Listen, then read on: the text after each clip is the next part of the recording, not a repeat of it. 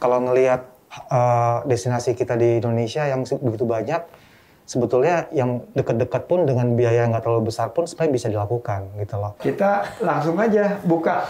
Jika memang ada proposal seperti itu untuk destinasi-destinasi, kita welcome. Wah.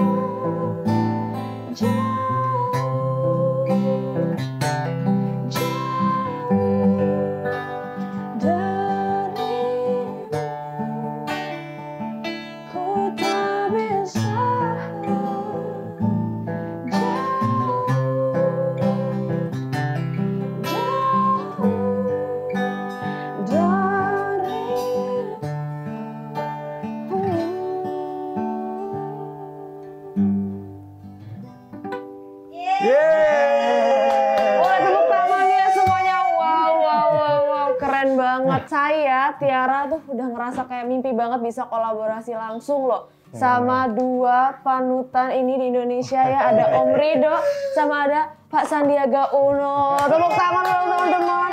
Ya ampun, aku kedengeran kalau banget. ini legend, ini pas-pasan. Kalau ini baru lahir. Keterampilannya pas-pasan. Jadi ya suatu kehormatan banget nih buat saya bisa ada di sini bersama mereka berdua dan selamat datang di podcast Wonderful Indonesia. Semua ada di Indonesia aja. Nah, kali ini barengan sama Om Ridho dan Pak Sandiaga Uno, kita mau ngobrolin tentang musik aja nih. Kita santai-santaian aja. Padahal sesungguhnya aku yang nggak santai di sini ya. Ya, jadi bisa jadi sarana untuk promosi pariwisata begitu ya. Tapi ini asli nyantai banget karena ini kalau buat Mas Ridho ya.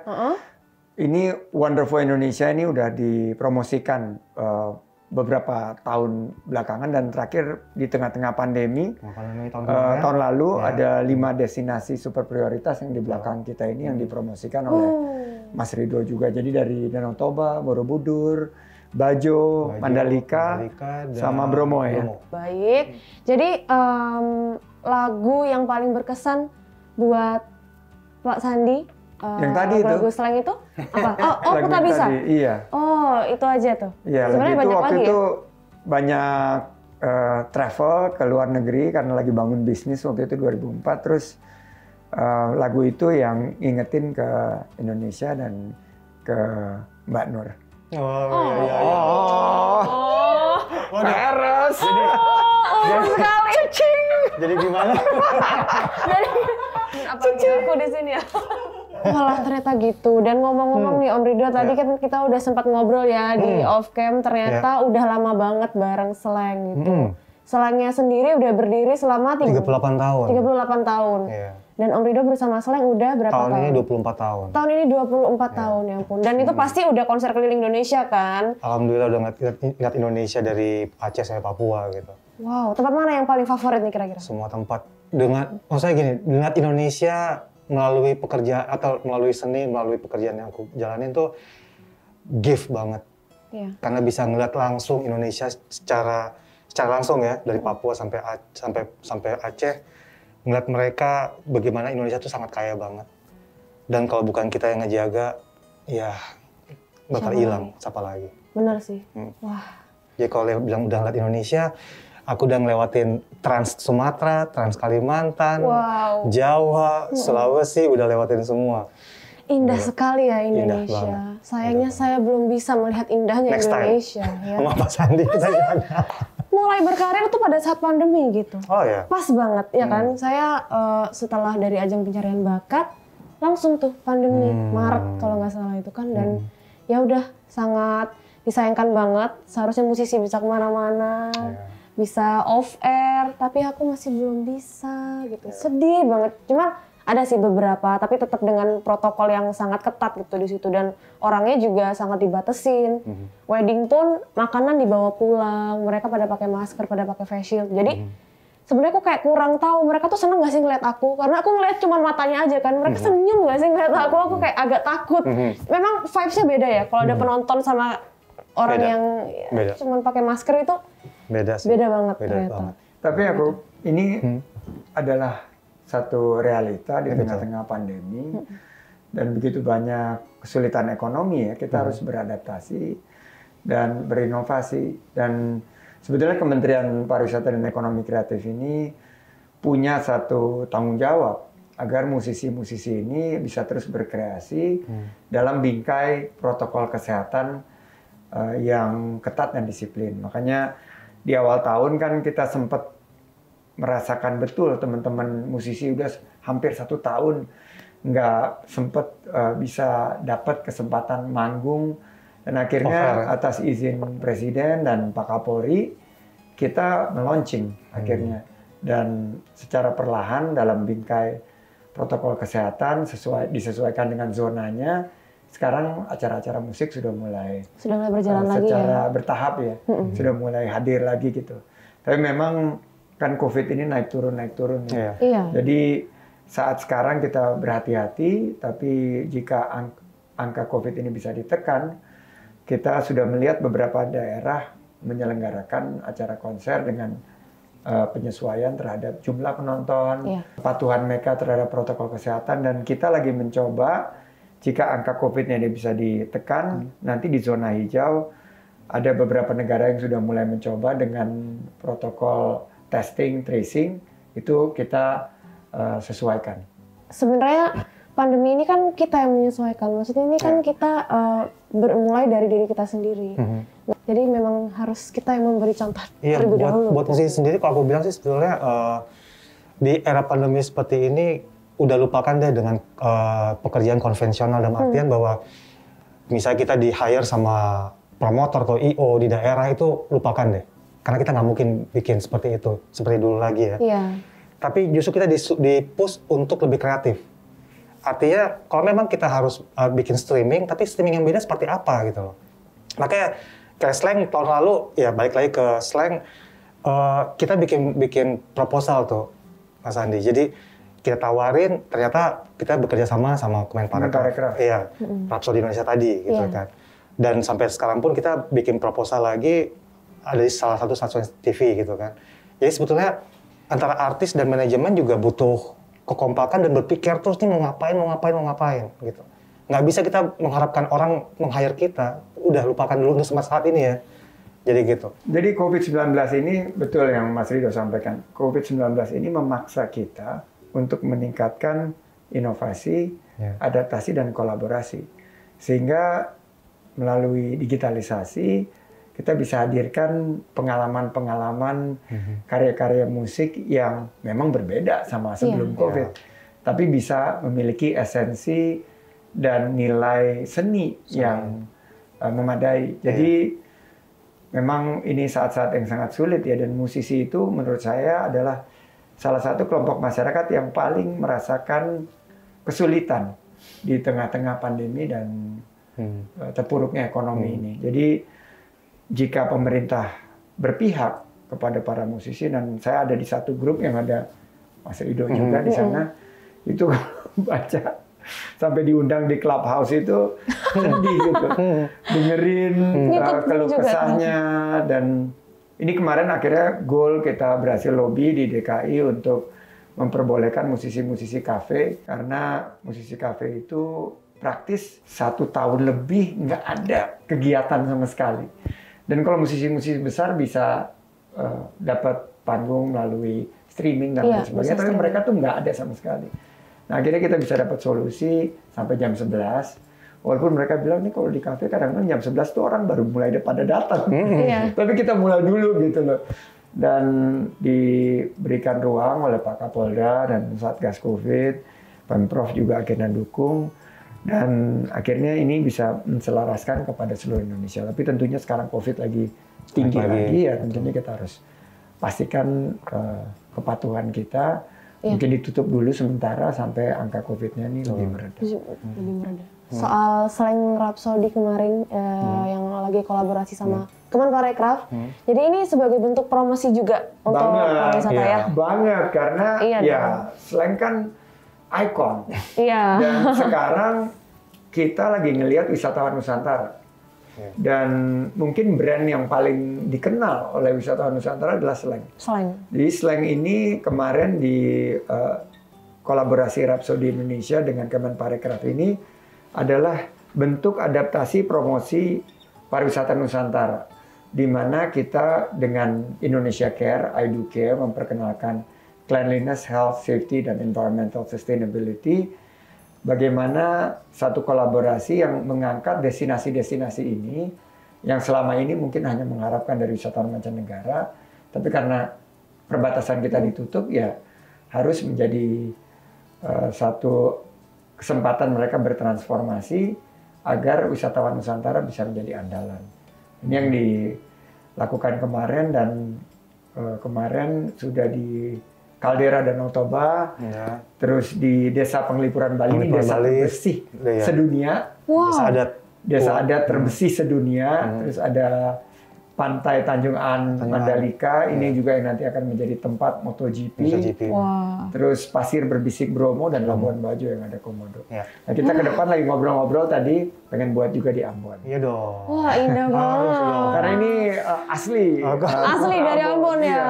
Kan Ambon itu City of Music. City of Music. City of Music. Jadi kita harus kembalikan music dan semangat itu di kota Ambon, Maluku. Iya, benar banget. Ini ngomongin soal musik dan pariwisata, jadi aku sebagai musisi juga pengen banget kan bisa nyanyi di luar negeri gitu, dan aku tuh suka banget di Coachella. Mereka itu selalu mengundang artis-artis yang luar biasa dan hebohnya tuh udah keren banget, setiap tahunnya tuh udah keren banget gitu. Nah, menurut Pak Sandi dan Om Rido, bisa nggak sih suatu saat nanti Indonesia tuh punya acara musik kayak Coachella gitu? Orang mengenal Coachella kan sebagai musik ya, sebagai musik dulu, dan barunya ternyata Coachella itu nama tempat gitu.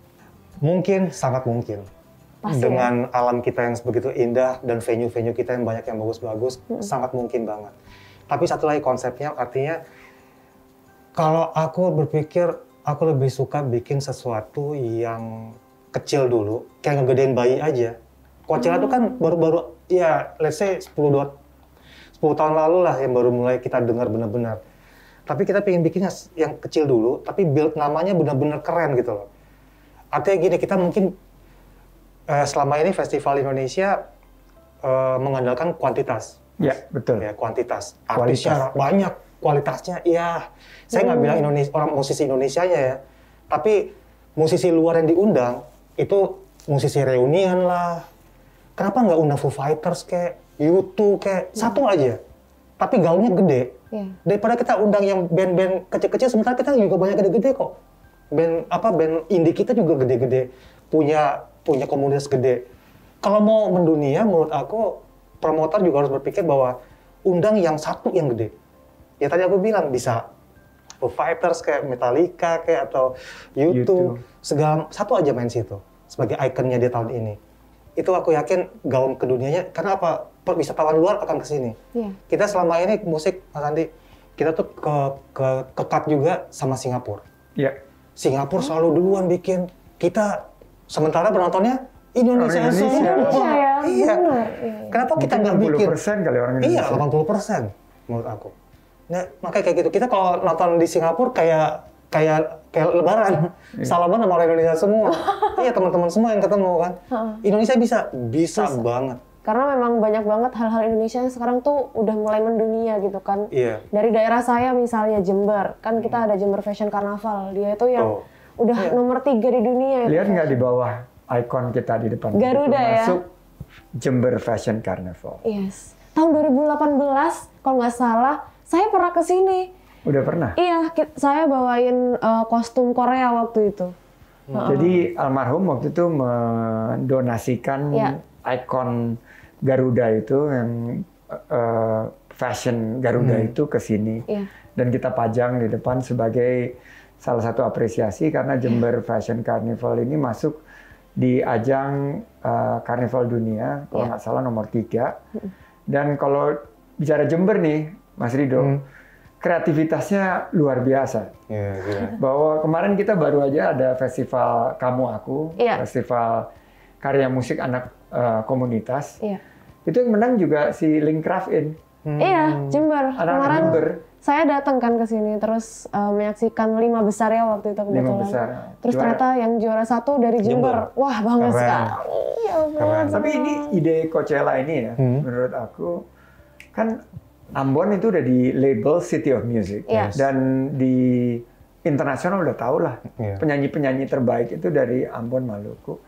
Kalau kita mulai dari kecil aja, aku setuju banget bahwa everything starts small.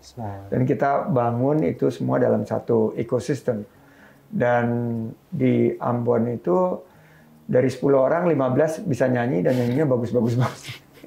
Jadi kalau mau mulai sesuatu, kita mulai di ekosistem yang sudah ada. Dan kita mulai dari lokal dulu, mumpung lagi pandemi, kesempatan kita buat bahwa destinasi ini akan menjadi destinasi yang terus berinovasi, beradaptasi dengan situasi, dan tentunya akan kolaborasi. Nanti pemusik dalam negeri dulu, pemusik asingnya nanti kita undang, dan saya setuju banget sama Mas Rido adalah fokusnya tuh di kualitas. Iya, kualitas. Fokusnya di quality agar kita punya daya saing yang tinggi. Dan kalau urusan musik, kreativitas, Indonesia sih udah nggak kalah lah. Udah pentasnya dunia. Nggak kalah, udah dunia betul. Luar biasa sebenarnya ya. Betul.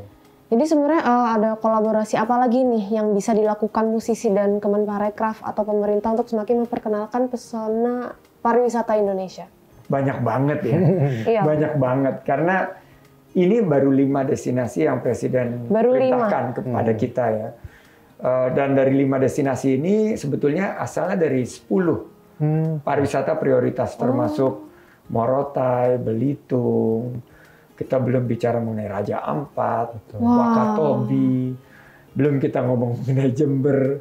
Barusan tadi Pak Bupati mempresentasikan destinasi-destinasi wisata dan sentra ekonomi kreatif di Jember aja udah banyak banget.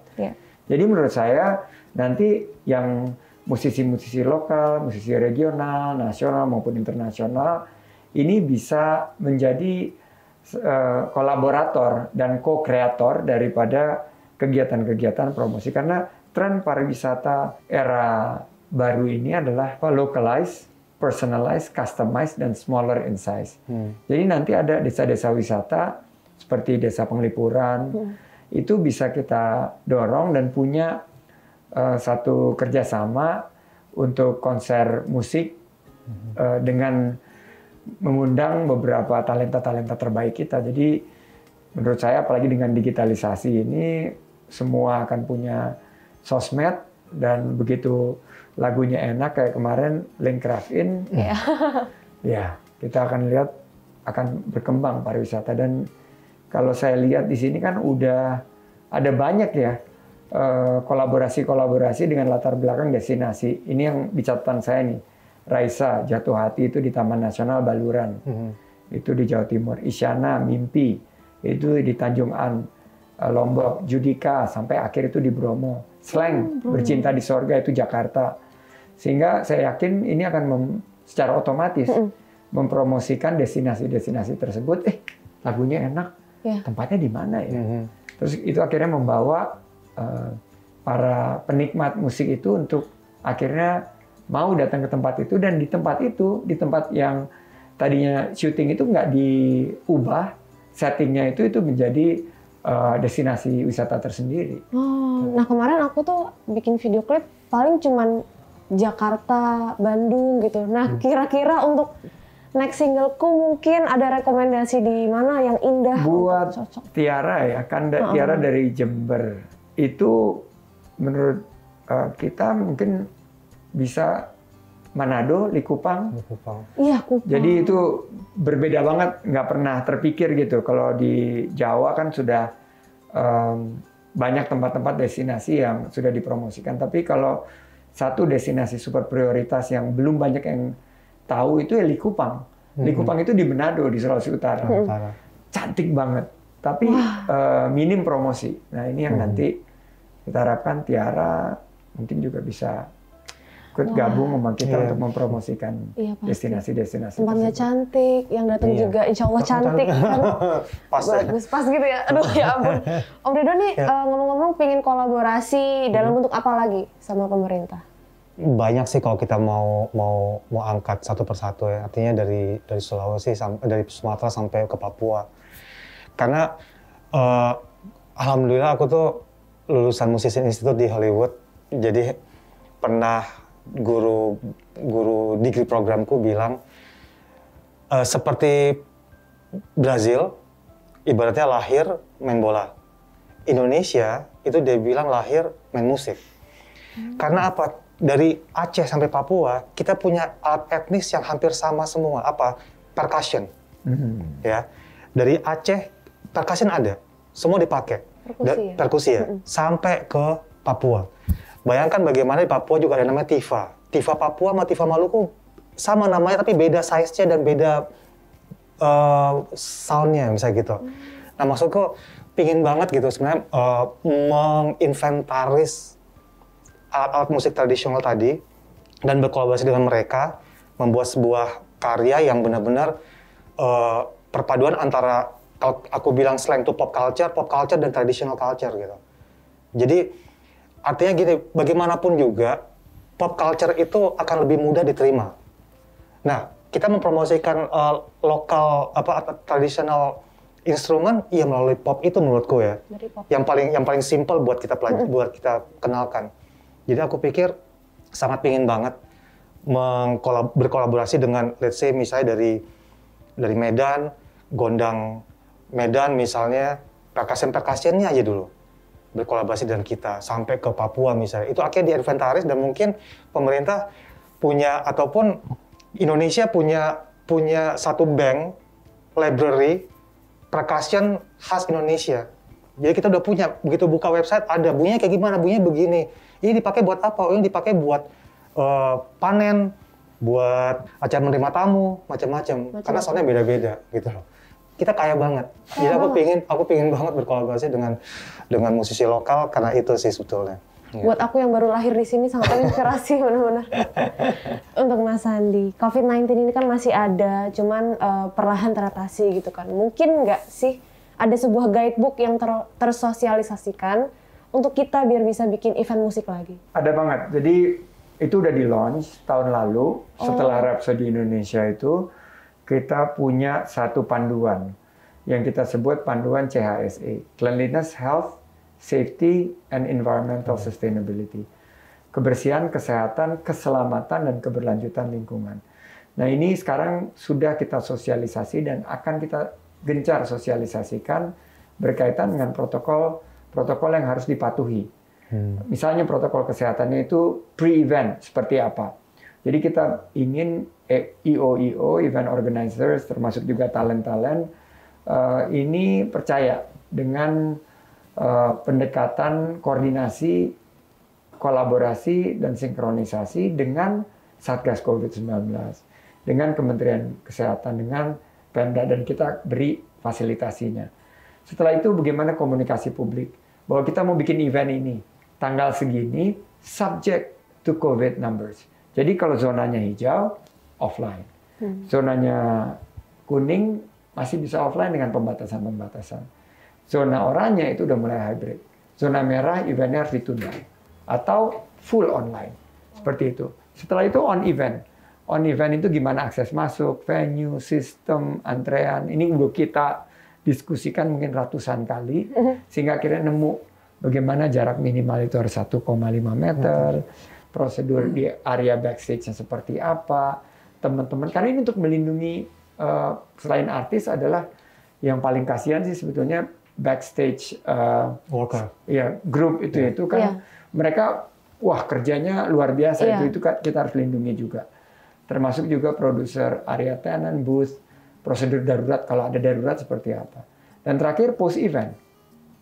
Post event harus kita tes lagi. Akses keluarnya seperti apa, Dan setelah itu 2-3 hari ada nggak yang tertular? Dan jika tertular gimana nge-trace-nya? Ini udah kita buat. Dan saya lihat ya, ngomong tadi perkusi. Saya udah keliling Indonesia nih Tiara, udah dari Sabang sampai Papua, sampai Merauke. Bahwa kita itu kalau kekayaan dari segi musik itu paripurna Indonesia. Ada segalanya, semuanya ada. Dan yang perlu ditingkatkan itu adalah database-nya.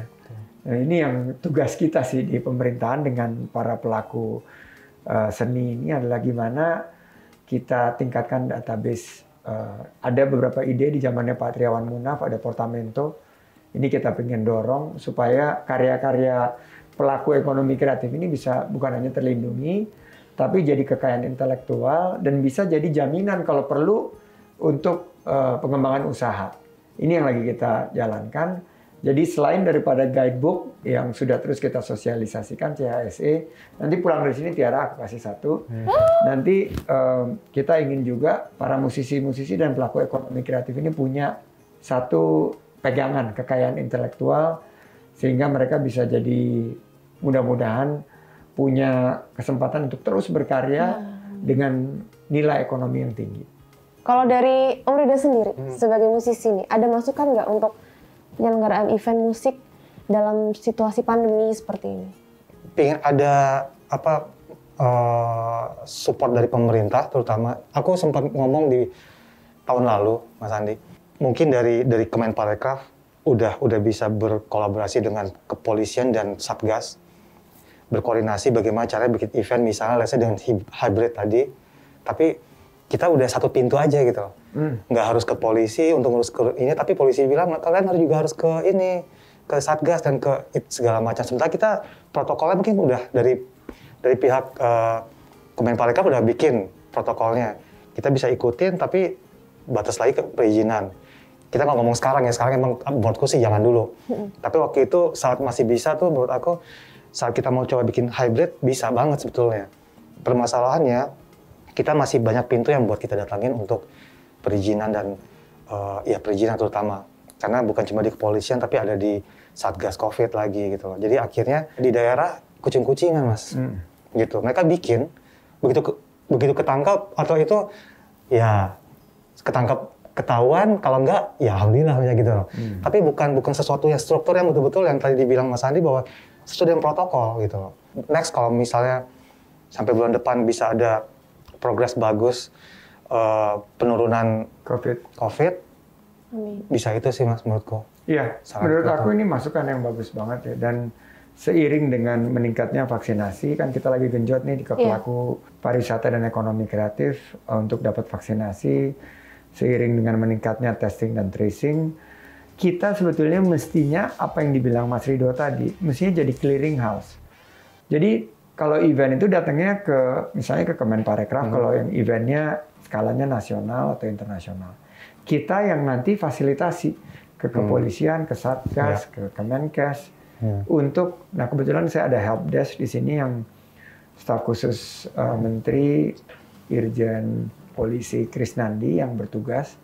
Dia nanti akan berkoordinasi. Jadi kayak kemarin Java Jazz, sebelum Dewi mutusin batalin, kita yang jadi kayak concierge gitu, kita yang ngurusin ini. Java Jazz ya? Okay. Java Jazz, tapi akhirnya karena satu dan lain hal, dan juga situasi COVID yang belum menentu, mereka putuskan buat tahun depan. Tapi kita udah tawarin, ini pokoknya yang levelnya nasional dan internasional kita mau fasilitasi. Jadi nanti kalau ada event yang besar, Mas Ridho, jangan ragu, langsung aja kita ingin supaya nanti di level regional, provinsi bisa melakukan. Kalau di level lokal, kabupaten kota bisa melakukan dengan Satgas COVID setempat. Buatku itu kayak pilot project sebetulnya. Contoh buat musisi yang lain, itu kan baru 5. Indonesia itu kan banyak banget destinasi. Mereka bisa bikin dan bekerja sama dengan Kemenparekraf untuk mengangkat destinasi-destinasi yang lain, gitu loh. Kita tuh bukan bilang bahwa kita harus sebagai kita bikin satu pilot project aja. Kalau emang sukses, mereka bisa ikutin kita bekerja sama mungkin seperti itu. Jadi kalau ngelihat destinasi kita di Indonesia yang begitu banyak, sebetulnya yang dekat-dekat pun dengan biaya yang nggak terlalu besar pun sebenarnya bisa dilakukan gitu loh. Apalagi kalau bisa disupport sama Kemenparekraf sih, buat aku sih mau ke Papua juga aku rasa kalau emang konsepnya keren gitu ya, berbeda, pasti aku yakin Pasti bisa ya? bisa lah. Nah mungkin ini di podcast Wonderful Indonesia, Terus kita langsung aja buka. Jika memang ada proposal seperti itu untuk destinasi-destinasi, kita welcome. Ya, benar. Dan waktu pas Rhapsody untuk Indonesia, Mas, kita tuh bukan cuma musisi, pekerja film bekerja sama kita, sound engineer bekerja sama dengan kita. Jadi benar-benar ekosistem. Kita nggak bisa bilang cuma kita doang, karena nama ekosistem itu semua yang bekerja. Nah, kalau mereka bisa bikin seperti itu, tadi kayak Mas Andi bilang bahwa orang-orang yang bekerja di belakang panggung juga akan dapat tempat.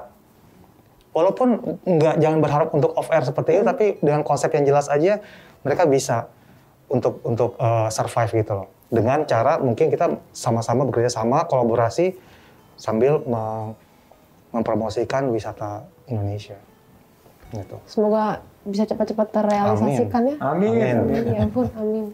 Ya udah guys, guys lagi ya ampun, nih ya, Gak udah apa-apa, menunggu guys loh. aja ini, guys Wonderful Indonesia. Semuanya, ini udah ada, menunggu nih kotaknya ini nih. Ini ada namanya apa tuh? Wonderful Box. Wow, Wonderful Box.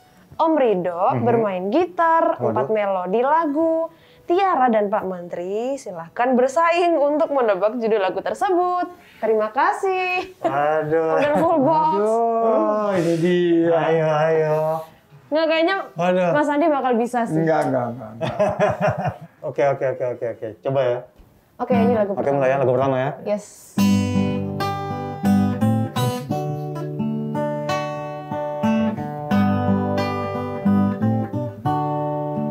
Beatles. There's a Places I remember all my life. Those songs have changed so forever. Kok jadi nyanyi? Apa ya? itu ikonik banget. All My Life. Iya. Wah. Guns N' Roses. Judulnya? Sweet Child of Mine. Bener nggak? Benar. Aku tahu juga, cuman keduluan nggak apa-apa. Oke.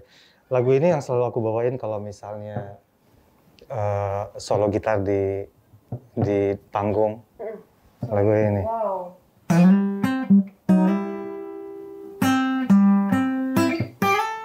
Wah, keren banget ya lagu.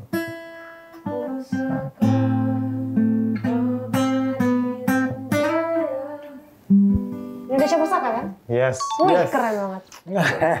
Jadi setiap manggung tuh solo gitar pakai ini ya melodi. Iya. Itu pasti semua ikut nyanyi. Nyanyi semua. Ih, merinding Kesihir. banget.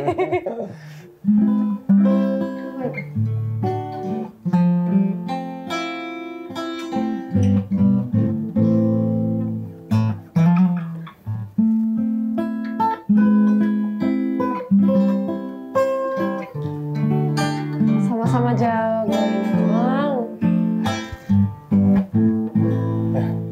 Jadi Udah tahu belum? Tahu nggak? lagu apa? Nggak tahu. Kenapa jadi aku yang ditebak? Oh iya. Itu udah ada research ya. Udah research Katanya ya. kalau orang bisa main gitar, dikasih gitar, 4 dari 5 pasti song pertama yang dia pelajari itu. Bener nggak ya? Tapi mungkin tergantung umur juga kali ya. Mungkin umur-umur kita. Tapi kalau klasik kan biasanya memang pasti dipelajari sama semua generasi. Karena anak-anakku juga pelajarin itu yang masih umur 11 tahun pun tahu lagu itu. Stairway to Heaven. Stairway to Heaven, Led Zeppelin. Led Zeppelin. Oh, aku tahu sih penyanyinya, cuma Iya kan? lagu-lagunya lumayan Gitu. deh. Om Rido ini selain bermusik, sekarang sibuk masak katanya. Hah? Masak? Iya. Masak air biar matang. Aku masak, benar-benar masak. Oh, mama udah masak. Jadi bikin konten juga nih? Enggak, aku punya restoran namanya Katong, makanan dari timur. Ada di M Block dan juga ada di Bajo. Ada papeda dong? Papeda belum, tapi belum. bakal ada.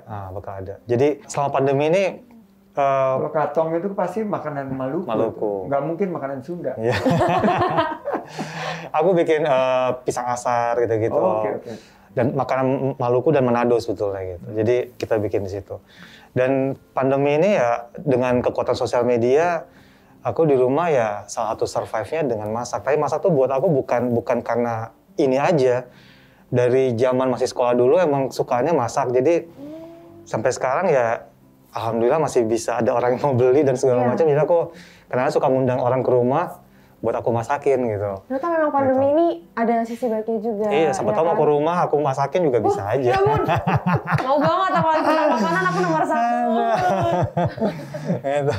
Nah ngomong-ngomong nih Karya menggemparkan apa lagi sih yang bakal Slank lakukan untuk para Slankers di seluruh daerah Indonesia?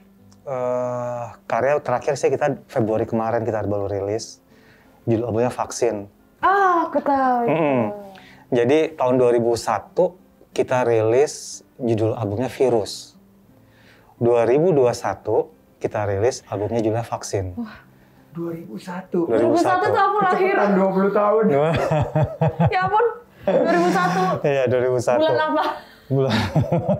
Soalnya itu tahun aku lahir. Pertengahan sih. Oh, pertengahan. Tapi itu mungkin urusan virus yang SARS dulu ya? Sebetulnya enggak, karena enggak ada hubungannya. Kita lagi baru sembuh dari ketergantungan narkoba.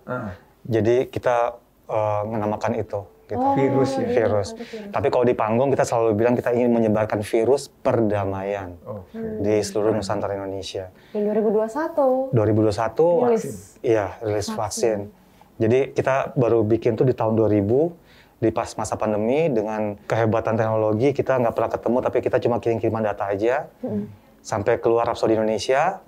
Dan di Februari kita keluarkan album Vaksin tadi, gitu. Wah, hebat. Untuk Mas Sandi, kasih dong pesan semangat untuk bangkitnya musik dan seluruh musisi Indonesia. Jadi COVID-19 ini memaksa kita untuk meningkatkan keterampilan kita. Jadi manusia itu kan diberikan Tuhan Yang Maha Kuasa satu kemampuan beradaptasi yang paling luar biasa. Jadi kalau dilihat dari ciptaan Tuhan yang salah satu yang paling tinggi kemampuan beradaptasi itu manusia. Ada hewan yang perkasa banget, tapi nggak bisa beradaptasi kayak dinosaurus akhirnya punah. Banyak banget yang nggak bisa beradaptasi, akhirnya dunia usaha, perusahaan kolaps kalau nggak bisa adaptasi. Nah, COVID-19 ini akhirnya meningkatkan sisi-sisi terbaik kemanusiaan kita. Yang bangsa ini biasanya mungkin berinovasinya di level 50%, ditingkatkan ke 70-80%. Bahwa kemampuan kita bertahan ini semakin bisa kita tingkatkan dengan peningkatan keterampilan dari segi teknologi, digitalisasi, kepatuhan dan kedisiplinan dalam protokol kesehatan. Dan menurut aku nih sekarang nih, kita akan menemukan masa-masa keemasan Indonesia. Karena Indonesia ini kan punya sumber daya yang melimpah, terutama sumber daya manusia. Kalau pariwisata itu endless lah. Wisata bahari ada, bawah laut ada, di gunung juga ada. Dan ini kesempatan kita untuk menghadirkan pariwisata yang lebih berkualitas dan berkelanjutan lingkungan. Jadi guys, semangat. Wonderful Indonesia ini akan hadir untuk terus menyemangati para pelaku ekonomi kreatif untuk berkolaborasi untuk mendukung pariwisata. Semangat semuanya. Jadi mumpung ada Mas Sandi di sini, sebelum aku tutup, aku mau pantun. Silakan. Biasanya gantian. Gantian. Oke, benar. Ada saatnya ya. Oke. Keindahan Bali bukan rahasia. Cakep. Mantap. Kalau ke sana jangan lupa main air. Ayo bangkit pariwisata Indonesia. Cakep. Kita rindu nonton konser. Petik gitar, main akustik. Cakep. Main gitarnya di atas bukit. Cakep. Ayo dukung event musik Cakep. agar dapat kembali untuk bangkit. Oh, cakep. Astaga. Ini kayak Mbak Ayu Dewi ini di Dahsyat kan. Malam-malam nonton konser musik. Nontonnya sama teman baik. Mari tonton podcast yang asik. Cakep. Ada Rido Tamfan dan Tiara yang cantik. Wah, ya ampun, aku punya pantun tapi cuma 2 baris aja nih. Astaga, aku lupa bawa sepatu. Apa tuh? Assalamualaikum warahmatullahi wabarakatuh. Terima kasih banyak, terima kasih buat teman-teman semua yang udah nonton podcast Wonderful Indonesia, semua ada di Indonesia aja. Buat teman-teman semua jangan lupa untuk subscribe, like juga, dan komen, sharing sama teman-teman semuanya gimana sih Indonesia, atau kalian dari daerah kalian ada keindahan Indonesia yang mungkin belum kita tahu, kalian share aja di komen gitu ya. Terima kasih semuanya, bye-bye. Thank you Tiara, thank you Mas Rido. Terima kasih. There you go, 1, 2.